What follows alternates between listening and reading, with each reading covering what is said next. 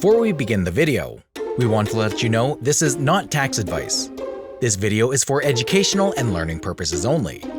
Now, the important disclaimer is out of the way. You're asking me to be respectful and understanding of people who I totally disagree with? Yeah. That's insane. That's what's going to save the planet. Okay, if it'll save the planet. Policy-wise, there is a wide range of instruments that countries can use to lower their emissions and ultimately shift from a fossil fuel-based to a low-carbon economy. Time to act now. The cost of inaction will be too high to handle and will place an overwhelming burden on future generations. A carbon tax is a possible solution, although it is not perfect. It is imposed on the carbon content of fossil fuel. Carbon tax concept is constructed on the notion that charging polluters based on how much they pollute will result in behavioral change towards greener practices. To achieve environmental excellence, both regulatory approaches and market instruments such as taxation and incentives are necessary. By placing higher taxes on carbon-based fuels, households, and industries, we can reduce the level of pollution and look to alternatives like solar power and hydrogen engines, which have lower impacts on the environment. This is Guma Channel, and we're going to discover a global climate domino effect. Indonesia New Carbon Tax, the cost to live in the better Earth. It's not like we shouldn't have carbon generating things, it just, should be a price on this stuff.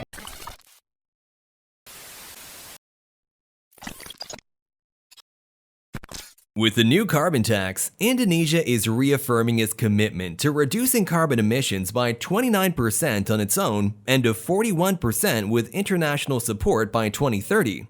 This was a target set by the Nationally Determined Contribution, a target that is now obtainable thanks to the carbon tax and carbon market roadmaps.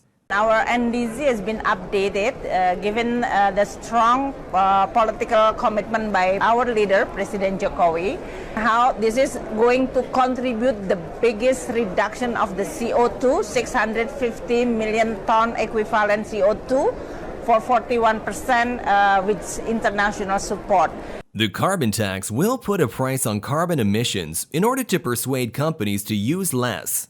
The main goal is to reduce the amount of carbon in the atmosphere and reduce the adverse effects of climate change. Considered a consumption-based tax or Pigouvian tax, a carbon tax raises revenue in a way that's economically more efficient than taxing income, making it a viable way to reduce emissions. To prioritize principles of justice and affordability, the carbon tax seeks to factor in the business climate and small communities. This change comes at a time when Indonesia wants to distance itself from its previous label as the world's fifth largest emitter of greenhouse gases. In 2011, Indonesia created the National Action Plan for GHG Emission Reduction, which included 70 multi-sectoral programs to reduce GHG emissions. In 2013, emissions were at 2,161 million metric tons of carbon dioxide equivalent, totaling 4.47% of global GHG emissions. Most of these emissions were from land use change and forestry, 65.5%, followed by energy, 22.6%, agriculture, 7.4%, waste, 3%, and industrial processes, 1.4%.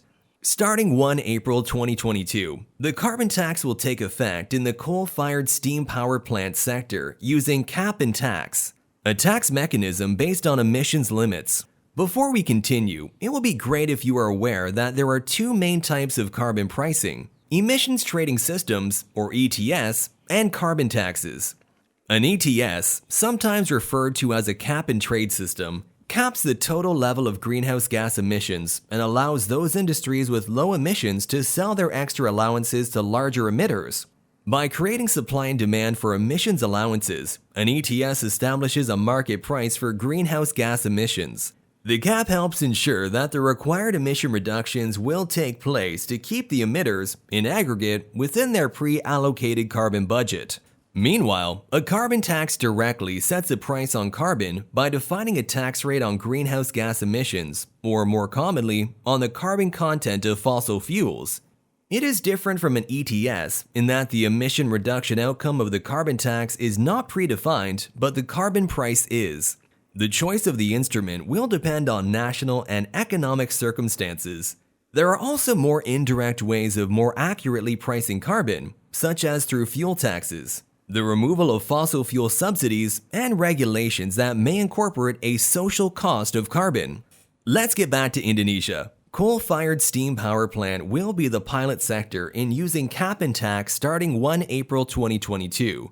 The government decided to implement carbon tax rate higher or equal to the price of carbon in the carbon market with a minimum rate of 30 rupiah per kilogram of carbon dioxide equivalent. Thanks to higher taxes on carbon-based fuels, industries and households can reduce their level of pollution while exploring energy alternatives like hydrogen and solar power. Both of these options have lower impacts on the environment.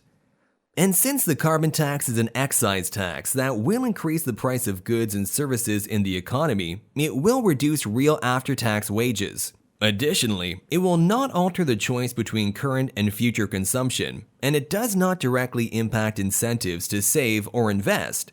Individuals will have the same tax burden whether they choose to consume today or choose to invest their income. However, a carbon tax does influence investment decisions across different types of projects within the economy. Ultimately, it will reduce the demand for goods produced by carbon-intensive processes. Carbon tax raises the prices of goods and services. It can reduce real incomes earned by taxpayers. But because it's a consumption tax, it won't affect savings. Only capital income in excess of the initial savings would be taxed. A carbon tax will reduce returns to wages and the supernormal return to capital. Economists argue that a carbon tax is a powerful and effective policy to reduce emissions. In fact, it can also be an entry point to restructure highly subsidized fossil fuel-based economies. Yet a high tax policy is never politically popular. This is because it has considerable economic implications, particularly for low-income families. More tax will eat away the competitiveness of industries in the short run, yet the long-term benefits for the economy and environment outweigh the disadvantages. Best practices from other countries have proven that carbon taxes work. Sweden, Norway, Alberta, and British Columbia, both in Canada, Germany, and New Zealand are the pioneers at the forefront of the carbon tax movement, from which Indonesia can learn lessons. Despite the differences in the development stage, Indonesia still can learn a lot from Australia's experience in introducing a carbon tax, including its controversial revocation. Introducing a carbon tax is a challenging political decision. Therefore, it requires a thorough and balanced analysis among other policy options. Since taxation in general always invites public debate, introducing a carbon tax has to go together with strong public discussion. So what do you think about all this? Is this policy suitable for the country? Let us know in the comments section below. Make sure to like it, as now you know that carbon tax is a seriously powerful climate change strategy. Why not subscribe, as we'll keep on bringing more great videos like this. Until next time, see ya!